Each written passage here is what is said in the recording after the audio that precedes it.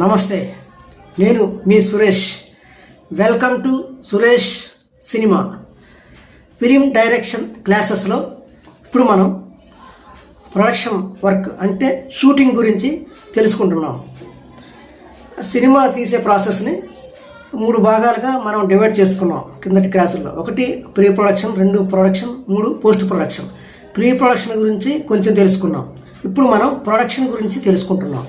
Production అంటే shooting ఆర్టిస్టులతో, cameraman సహాయంతో director ఎలా చేయాలి అనేది ఇప్పుడు మనం తెలుసుకుందాం.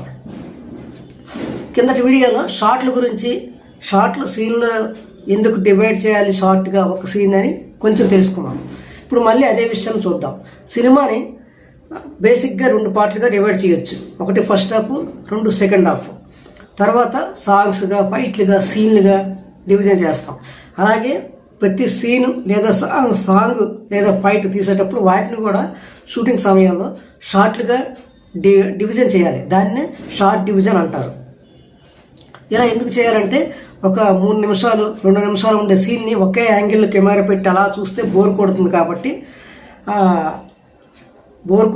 అలాగే కొన్ని మనం చూపించలేం కాబట్టి దానికోసం మనం షార్ట్లుగా సీన్ని డివైడ్ చేస్తాం. షార్ట్ అంటే కెమెరా ఆన్ చేసిన నుంచి ఆఫ్ చేసే వరకు ఉండే ఒక పార్ట్. ఇది 1 సెకండ్ ఉండొచ్చు, లేదా 2-3 నిమిషాలు కూడా ఉండొచ్చు. ఇది ఎందుకు చేయాలి, ఎంత టైం ఉండాలి, షార్ట్లు ఎన్ని రకాలు ఉంటాయి అనేది ఇప్పుడు కొద్దిగా తెలుసుకునే ప్రయత్నం చేద్దాం. షార్ట్ డివిజన్ అనేది డైరెక్టర్ తన సీన్ని ఏ విధంగా ఊహించుకున్నాడో ఆ విధంగా రావడం కోసం షార్ట్ని డివిజన్ చేసి ఈ షార్ట్లు కావాలని కెమెరామెన్ చెప్తాడు. సో ఆ షార్ట్లు ఎన్ని రకాలు ఉంటాయి ఇప్పుడు చూద్దాం. క్లోజప్ షాట్ అంటే ఆర్టిస్టులు ఫేస్ దగ్గరగా పెట్టి, కెమెరా ఫేస్కి దగ్గరగా పెట్టి ఫేస్లో డీటెయిల్స్ అన్నీ కనబడేటట్టుగా తీయడం. తర్వాత మిడిల్ షాట్ అంటే కొంచెం దూరంగా.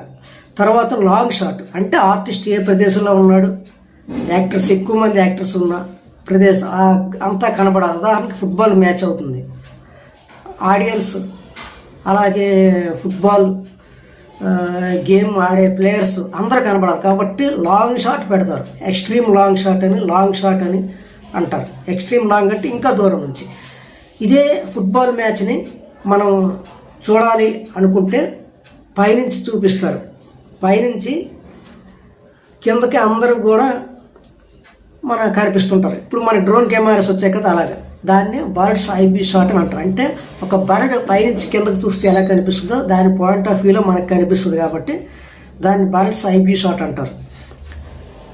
ఇలా కాకుండా స్టాండర్డ్గా కెమెరా పెట్టింది కాకుండా మూమెంట్ ఉన్న షాట్స్ ఉంటాయి. అంటే ఆర్టిస్ట్ని ఫాలో అవ్వడం, జూమ్ ఇన్ అని, జూమ్ బ్యాక్ అని.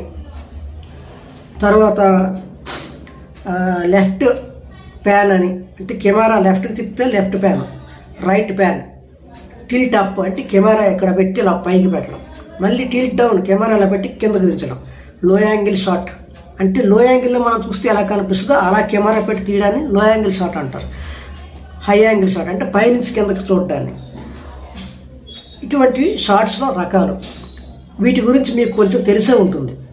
సో ఈ షార్ట్స్ని ఏ షాట్ని ఏ సీన్కి వాడాలి అనేది, ఏ షాట్ పెడితే ఏ ఎమోషన్ వస్తుందో ఆ ఎమోషన్ సీన్కి, మిగతా సీన్లకి, స్టోరీకి ఏ విధంగా ఉపయోగపడుతుందో చూసుకొని డైరెక్టర్ డిసైడ్ చేసిన తర్వాత ఆ షాట్ని షూటింగ్ చేయడం అనేది జరుగుతుంది. సో ఇది షాట్లు రకాలు. సో ఈ షాట్లు దేనికి ఉపయోగపడతాయి అనేది తర్వాత వీడియోలో చూద్దాం.